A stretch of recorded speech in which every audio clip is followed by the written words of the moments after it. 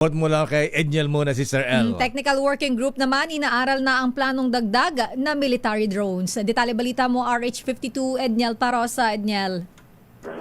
Lakay at Sister L, pinag-aaralan na ng Philippine Air Force sa mga planong military grade drones para maidagdag sa kanilang kasalukuyang fleet.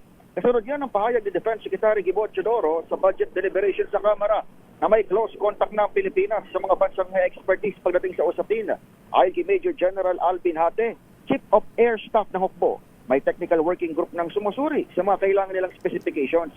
Pero sa ngayon, may iba't ibang sistema ng Unmanned Aerial Vehicles o UAVs na ginagamit ng Philippine Air Force sa kanilang mga operasyon. Pakinggan natin ang General. We do have different system UAVs in the Philippine Air Force.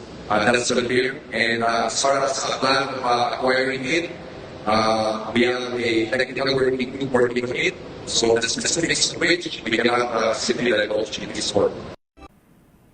Sabi ni General Hate, nagsisilbing mata sa impapawid o eye in the sky itong UAVs o drones, hindi lamang sa panahon ng gulo kundi maging sa mga kalamidad. Sa pamagitan ng mga ito, nagagawang makapagdesisyon ng higher leader sa mga hindi na kinakailangan personnel. Samantala, kailan dito tayo sa lungsod ng Mandaluyong, partikular sa may Lasal Green Hills, sapagkat ginawa mo ng online ang klase ngayong araw hanggang bukas araw ng Biyernes dito sa nabanggit na pribadong paaralan. Ito ay upang bigyan daan ang on-site na investigasyon higil sa kanilang natanggap na security concern.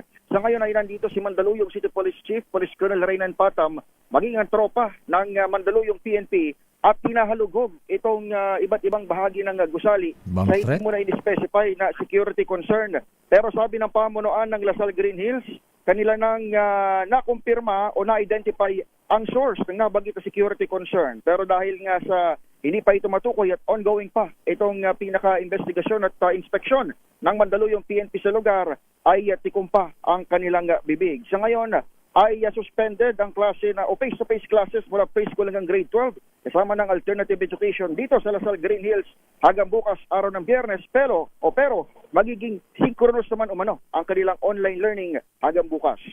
Ako si Edniel Parosa, DZRH, una sa Pilipinas, una sa Pilipino.